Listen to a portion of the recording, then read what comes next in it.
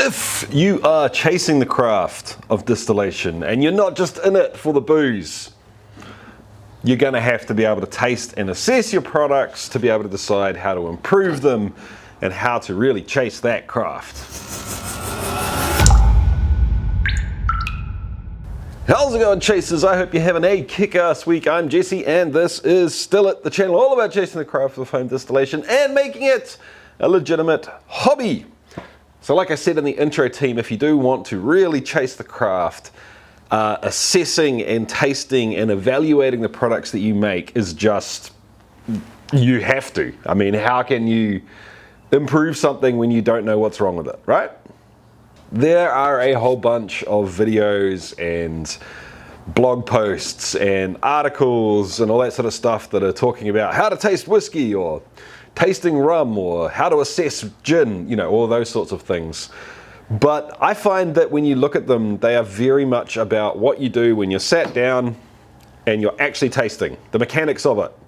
You know, what order you taste it and smell it and look at it in, and the type of glass that you put it in. And that to me is a very, very small part of the evolution of yourself to be able to taste and assess these things. And please guys, this is not something that I have mastered by no stretch. By no stretch at all. I'm only like 3 years into this. I've got a lot to learn, a lot of things to pick up on. And at the end of the day, I smoked for years and years, and you know, I just don't have a great sense of taste or smell. But I do my best anyway. So let's get into a few things that you can do at home to help teach yourself how to taste your products better. The first thing to remember, and I already touched on it for myself, is that you need to give yourself time. It is not something that necessarily comes naturally to a person. It's not an innate gift that is just going to happen, although, you know, obviously your specific sense of smell and so on and so forth might give you an advantage or a disadvantage. But what I mean is that it is a learned skill. Don't expect to be able to, you know, taste like a world-class blender the day that you get into this stuff. It's just not how it works. You need to give yourself time, and you need to practice tasting things to build up a catalog of flavor and smell memories in your head that you can pull out at different times. And I know that sounds like something simple, but it takes a long time to build that up and to make yourself familiar with all of those things. So you need to be tasting spirits, and if you're really into whiskey, then taste whiskey. If you're really into gin, taste gin. If you're really into rum, taste rum. And every time you taste it, try and pull out different flavors that you know and that you appreciate and that you've had before, but also look for things that are new. Try and catalog them in your brain, figure out where they fit amongst that sort of lexicon of different things you've tasted before. File it away for next time and figure out if it pops out again, or when it pops out, when you're going to see it again, so you can call on those memories. A great way to do this is with what I'm sort of calling commercial calibration. And what I mean by that is buy some commercial spirits and taste them. I know you guys are in this hobby to, you know, make your own products and drink your own products, and that is awesome. But trust me guys, the people that are best at this in the world, the kick-ass blenders and tasters of whatever spirit you're into, trust me, they are out there buying every other spirit they can get their hands on and trying them whenever they can. In fact, people like HIMSTEDT said that it's not that they get sick of trying their own spirits, because he loves them, but he revels in the chance to be able to drink something different, because it helps reset his calibration on, I guess, the world of whiskey outside what he's drinking. So it's important, guys. Grab some commercial examples and try them. Commercial examples are also a great way for multiple people in different places to be able to taste the same thing. So if you're new to this world of whiskey appreciation, of gin appreciation, rum appreciation, whatever it is, or assessing that spirit, a great way to get into it and to start building up that lexicon and memory of different flavors and be able to pull them out of specific whiskeys is to go and buy a commercial product and pull up 5, 6 different reviews on that product and sit there and drink it with the notes in front of you or listening to a video they're going to give you prompts on what you might be able to taste in that spirit. Now, the trap is, it's pretty easy to convince yourself that you're tasting something that you should be tasting when you maybe aren't so much. So just be aware of that.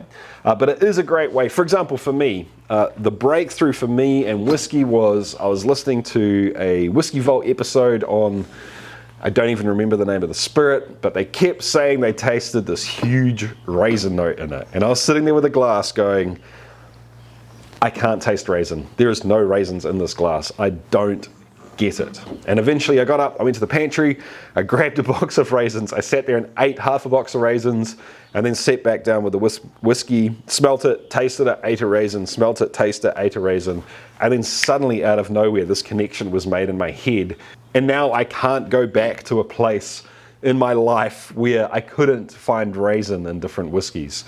So I hope that kind of illustrates the strength of using commercial calibration, of using reviews, but also the idea that you need to build your memory and your lexicon up. This idea also leads into the next sort of thing, which is just take time out of your day. Wherever you are, whatever you're doing, take time out of your day to sense things and add that into your catalog of flavors and smells as well. So, I mean, right here, I've got this corn. I can smell it. I can taste it. I'm not going to now because I won't be able to talk afterwards. But if you're walking through the supermarket, stop. When was the last time you actually picked up a honeydew melon and smelt it and really thought about what it smells like, rather than going, it smells like melon, and putting it down? When's the last time you really picked up an orange and smelt it and really tried to catalog what that flavor is, rather than just identifying it as orange and moving on? When you're walking through the garden, stop, grab a handful of fresh grass, smell that. Pick a rose, stop and smell the roses. I think you get the idea, guys. And I know this sounds silly, but it is insanely powerful. If you can keep doing this over time and force yourself to build up a catalog of aromas and flavors as you experience them, it's going to be so much easier to find them in beverages. I think it is worth noting too, just for the people that are really new to this, is that yes, when you first start, all you're going to taste is Bernie. That is normal. Don't think that you're failing at this somehow. Now, I do have another whole video on how to get past, like how to taste past the burn, and it has nothing, absolutely nothing to do with being tough or macho or anything like that. There are literally things that you can do to help yourself taste more of what's in the spirit rather than just be affected by the alcohol burn. So if you want to see that, jump over here. I just thought I'd mention it, you know, if you're thinking that in the middle of this video. The next thing I want to talk about is comparing things. Yes, it is great to be able to taste something and smell something and assess it in and of itself, but I really like to be able to taste things next to other things. So a nice way for me to figure out what raisin tastes like in a whiskey would be to find a commercial example of a whiskey where multiple different reviewers or tasters have said that they get raisin in a whiskey. Get hold of that whiskey and then find another whiskey where absolutely no one says there's raisin in the whiskey, and taste them next to each other, see what's different. It's often easier to find things that are in a whiskey by finding out what's missing, if that makes sense, and it's often easier to tell the difference between two products by finding what's not there rather than what is there. At least it is for me anyway.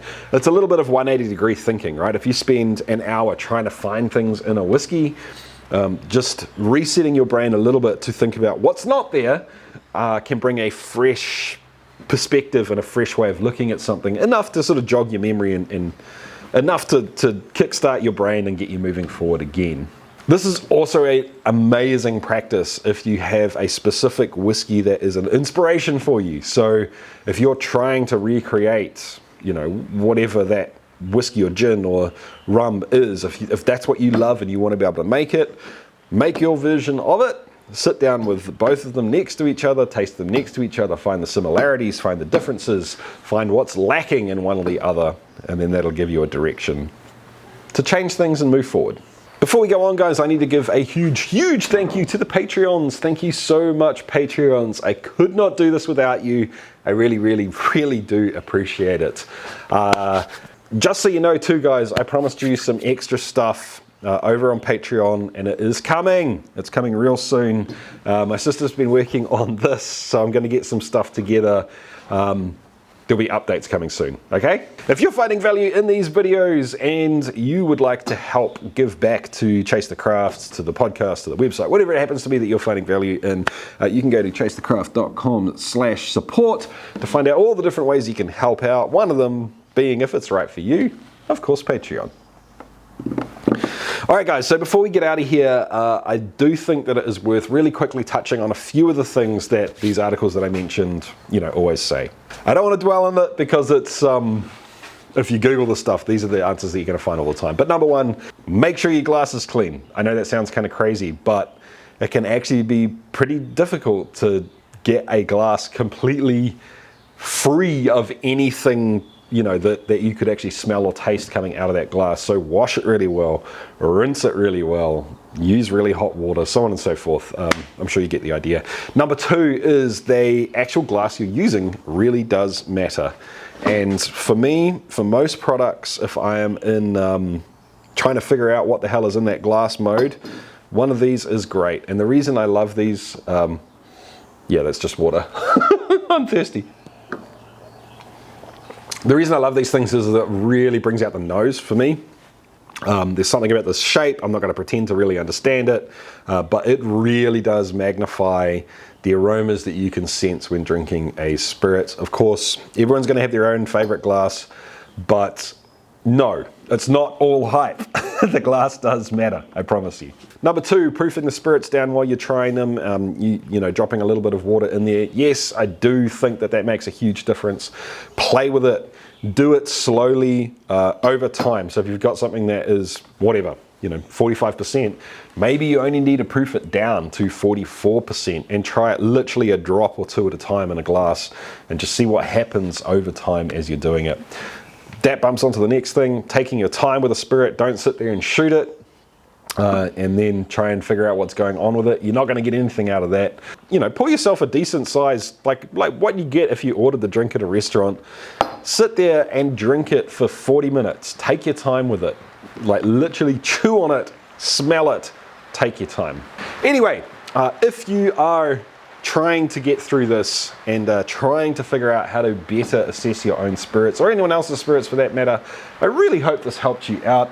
If it did and you enjoyed the video, make sure you give it a thumbs up. I would appreciate that very much. If you liked the video and you want to see more like this, hit the subscribe button down below so you don't miss anything. At the moment, I'm actually making 3 videos a week, so plenty of things to miss out on if you don't know they're there. This rain is telling me I gotta get out of here because you can't hear me anymore. So keep on chasing the craft, guys. Have a kick-ass week. I'll see you next time. See ya.